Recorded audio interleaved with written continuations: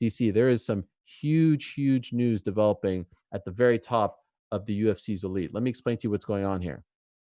I don't know if you've been following all this, but did you see where all of a sudden, out of nowhere, Saturday afternoon, Jorge Masvidal says, let's run it back. Did you see this? Masvidal says, let's run it back. And at first I was like, man, he wants to run it back with Ben Askren? I mean, that was kind of one-sided, you know what I mean? With all due respect. And then I was like, you're constantly taking shots at Ben, dog. It's bad. You constantly taking shots at Ben Askren, bro. I was surprised. It was like such a quick knockout. But then it occurred to me that he had the great fight against Nate Diaz. I was like, wow, Nate Diaz, we want to run it back with Nate Diaz. What happened with Kamaru Usman, right? I'm being told right now, negotiations aren't going great for that fight. Now, who's to blame? Who's at fault? Unclear. Negotiations aren't going great for that fight. So it seems as though Jorge Masvidal is saying, you know what? I'm out of here. I'm turning my attention to Nate Diaz. Then all of a sudden, I want to get your thoughts on this in a second. Then all of a sudden, we got Usman's manager, Ali Abdelaziz, telling Brett Okamoto, hey, if that's true, we're going to fight Conor for the belt, right? And then when you start to think about the whole situation, if Nate and Masvidal are linking up and Usman is left on the island, I mean, could you really justify giving Conor the title shot? It seems like a stretch. You've got guys like Leon Edwards and Colby Covington and the winner of Woodley Burns out there. Then you got a situation where Gaethje and Khabib appear to be matched up.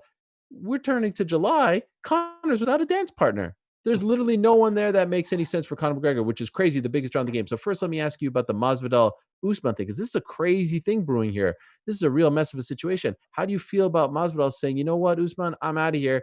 I'm turning my attention to Nathan Diaz? So what I think is, I think Jorge Masvidal has become such a star, right? The BMF title, and he knocked out Ben in the way he did. He had such a phenomenal last year that he should be fighting for the belt.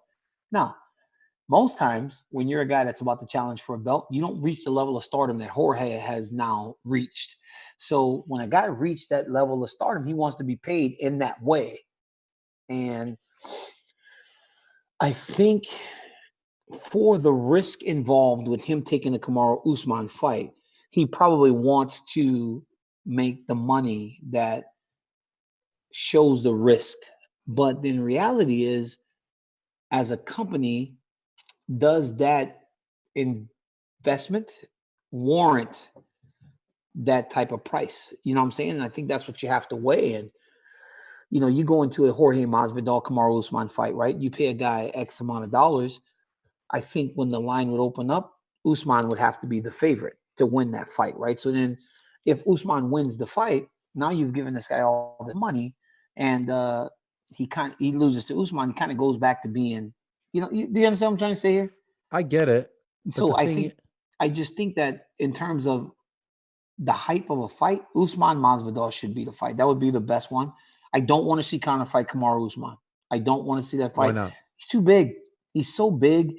Usman's so big. And not only so big, he's so skilled and tough, man. Like I learned a lot about Kamaru Usman in the Colby Covington fight. Every time people talk to me, and I like Usman, and I would say stuff about him, and they would ask me about him, and I'd say, I love Usman. I think he's great. But to this point, he's been able to dictate every single exchange of every single fight, right? When it gets rough, he takes him down. If he doesn't want to take him down, he stands and he beats him up.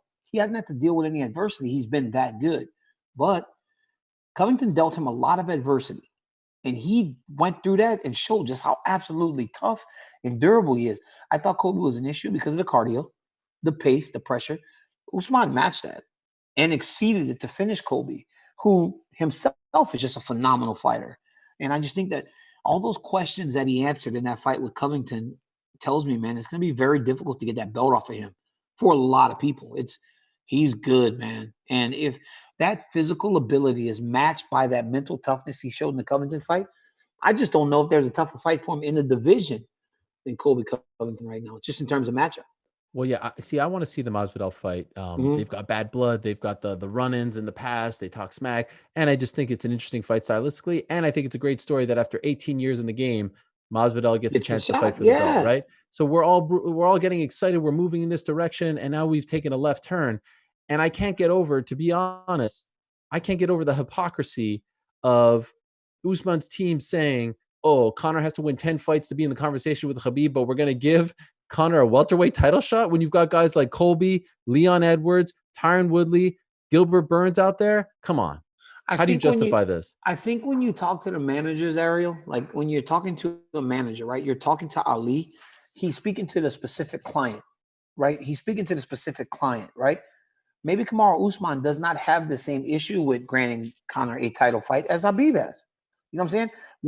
What if the fight and the build Okay, between but Habib and Usman Conor? as a champion has a responsibility, right? Yes, I understand. But Leon, I'm saying, yes, he Colby. does. He has a responsibility as a champion. But what if he hasn't gone through the build with Conor? What if the build between Habib and Conor was so like bad and all the bad energy that Habib felt, all the jumping over the cage? He's like, I don't want to deal with that anymore, right? And he's got money. Habib's making so much money now. It's like, oh, he doesn't really need that fight anymore. Whereas it would by far be the biggest fight for Usman financially. But again, like I said, you have to remember you're talking to the specific client. Kamaru might be like, yeah, I'll fight Conor. He might see it as a smaller guy. Yeah, of course. Why wouldn't he take that I fight? can take him down. I'm going to make more money. Like, it's all those different variables, it's all those different variables. And again, I think that when Ali's doing these interviews, he's speaking to the specific client. It's not, well, we just don't like Conor. He has to win 10 fights. Maybe Conor doesn't have to win 10 fights to fight Justin because they don't have that background. I think it's specific to Habib and specific to Usman, specific to Justin. So you got to think like in terms of like just overall, not in terms of individuals, not just overall. Yeah, but they made it so personal that it just seems a little funny that all of a It's sudden very personal. It's personal with all of them, though. But exactly. So then, if you're going to try to block them out. Don't say I'm going to go for the money grab. But then again, like you can't. Even if Ali and Conor or Ali and Habib have an issue with Conor, that can't cause issues for Kamaru Usman and his financial viability. You can't allow those. You can't allow whatever types of issues you have with one person affect what you do for your other client. Like Ali knows that, right? As a businessman, as a manager, he knows that he has to take care of the guy. Oh, okay. So what you're trying to say is Ali isn't the type of guy to use an issue that he might have with one person and extend it across his entire management team. I'm not saying that. I'm not saying that. Because that sounds listen, I get familiar. It, but I'm talking like it doesn't bother Kamaru Usman and his ability to earn a living. You know what I'm saying? Like it doesn't. Getting him the Conor McGregor fight would make a ton of difference in the lifestyle he gets to live. And I think his manager has to understand that. So you've got a fascinating like jigsaw puzzle here. Yeah, You've got names like Masvidal, Usman, Nate Diaz, Conor McGregor, Justin, Habib. They're all entangled in the this reality mess. The reality is like if things work out the way it's supposed to, you have Conor, Nate, Habib, Justin, Usman, Masvidal. That's the way it should be. Conor, Nate, Habib, Justin, Usman. That's the way it should be. That's the way it should be. Right? That's what should happen. I don't think it's going to happen that way. And I believe, right? Nate Diaz warrants a ton of money, but he should. He's Nate Diaz. He doesn't ever have to win a title. He does warrant that money. And I think Masvidal is getting to that point where he does command a big sum. But does he command the amount of money to make more than the champion? I don't know what Kamaru Usman makes, but like how do they come to terms? I mean, if Jorge Masvidal, though, was able to complete this whole thing and become the UFC champion, he'd be a global superstar. Like people would not be able to touch him. The whole Scarface thing and just knocking people out and fighting as well as he had. I mean, I knew Nate would have a tough time with him. His striking's so good, but if he can become a UFC champion, he would go to the moon because he's got everything. He's got the look. He's got the personality. He can be a star. He's already a star, but he could be a real star. And like you said, fighting for the belt after all this time. I think he fought Gil Melendez for the Strikeforce title, though. No, I mean UFC title. First UFC title. Yeah. I mean, that's kind of, the crown jewel, right? I think you would agree with that. I'm really curious to see how it plays out. I'm also curious to see what they come up with for July 11th, because July 11th, I know it's not going to be your typical international fight week, but still, I think everyone is programmed, to think that like show in early July is a big one. Here we are, May 25th. The clock is ticking, right? And I know the standards are a bit different. Like we're literally announcing cards like a week out now because things are so crazy. But what's going to happen July 11th? Will this be Fight Island? Will this be Conor's return? If it is Conor's return, who's he fighting? Is there a chance? I'm not ruling this one out, DC, and I want to get your thoughts. Where's Jones?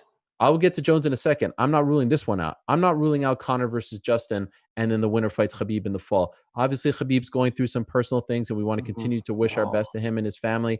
And, it's been a very trying time for him. And who would blame him if he wants to take a little more time? I'm not ruling out Conor versus Justin. How about that? I think more likely Jones would fight than Conor versus Justin. I think that they're going to save the Justin versus Khabib fight. I think that's the fight to make. I think that it's going to happen. Khabib's still training through all this, right? Through Ramadan, through his father's issues. Every day he's training. He's still working. He's a professional, and he'll be ready to fight come September. And Okay. but I think, and look, if Justin has to sit from May to when did we start these fights? In May or April? May. That's not that long. No, if he 4 has to sit months. from May to September, that is not bad for Justin Gaethje, because that was No. still a tough fight between him and Tony Ferguson. I know he didn't get beat up like most guys do against Tony, but he needs to rest and recover, especially if he's going to fight the number one pound for pound fighter in the world. In my opinion, Khabib is number one.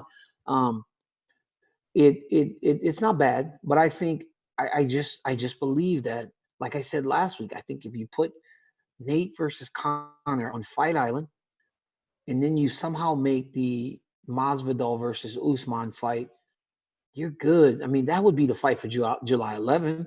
Masvidal versus Usman. That's the fight for July 11th, because I think with everything surrounding the fight, it doesn't matter that there's not much time to build it, or if they can even put a second title fight. I know it's good when there's 2 championship fights, but you got Adesanya in Australia. You got Volkanovski's gone.